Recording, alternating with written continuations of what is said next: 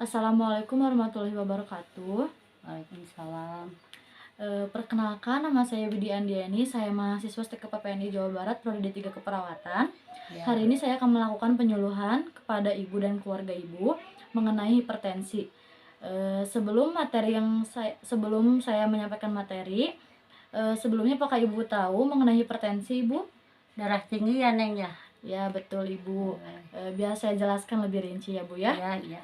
Untuk pengertian hipertensi itu sendiri, hipertensi atau tekanan darah tinggi adalah peningkatan tekanan darah sistolik lebih dari 140 mm Hg dan tekanan darah diastolik lebih dari 90 mm Hg pada 2 kali pengukuran dengan selang waktu 5 menit dalam keadaan cukup istirahat tenang. Sebelumnya ibu tahu tidak penyebab hipertensi itu apa bu? Nggak tahu. Oh, ibu belum tahu ya bu ya? Ya, Biar belum. saya jelaskan ya bu ya. Ya. Penyebab hipertensi ada beberapa hal ibu yang bisa menyebabkan darah tinggi. Faktor ini tapi dapat dikendalikan.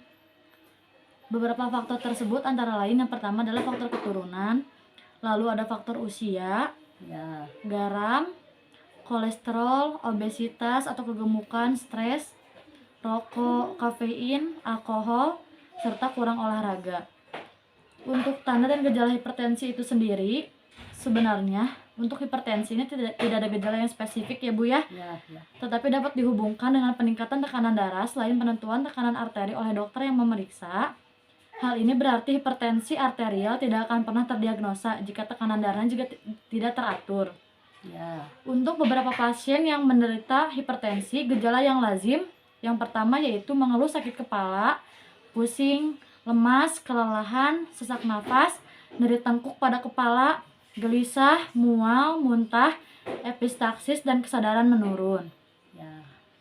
Untuk bahaya hipertensi itu sendiri, hipertensi ini dapat menyebabkan komplikasi pada penyakit lainnya. Yang pertama, hipertensi dapat merusak ginjal, lalu hipertensi dapat merusak kinerja otak, hipertensi juga merusak kinerja jantung, hipertensi juga menyebabkan kerusakan pada mata, dan juga hipertensi menyebabkan resistensi pada pembuluh darah. Yang terakhir, hipertensi juga menyebabkan stroke ibu. Ya. Nah, yang terakhir, di sini saya akan menjelaskan cara pencegahan dan diet hipertensi.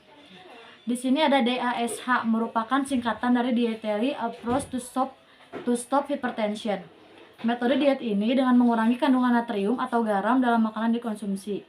Ya. Berikut ini saya akan jelaskan hal-hal yang perlu diketahui terkait metode DASH ini. Yang pertama, mengonsumsi lebih banyak buah, sayuran, serta susu rendah lemak. Yang kedua, mengurangi makanan yang memiliki kandungan lemak jenuh dan juga kolesterol.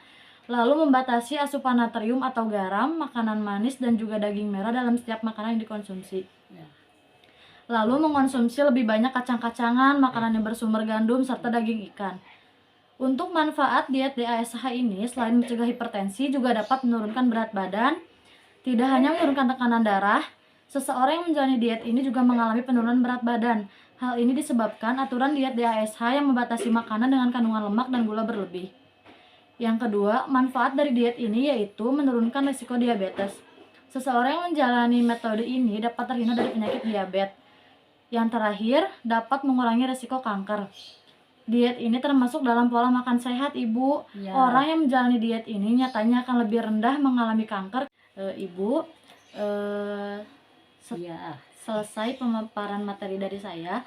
Apakah ada yang kurang dimengerti atau ada yang ingin ditanyakan, Ibu? Jadi darah tinggi teh faktor usia ya Neng. Bisa Ibu, salah satunya karena Gitu ya. faktor usia. Bisa juga karena kolesterol, makanya Ibu harus diet garam juga. Ya. Terus Ibu harus bisa mengendalikan stres Ibu juga, karena stres dan kondisi emosi yang tidak stabil dapat memicu tekanan darah tinggi. Ya. Apakah sudah cukup dimengerti Ibu?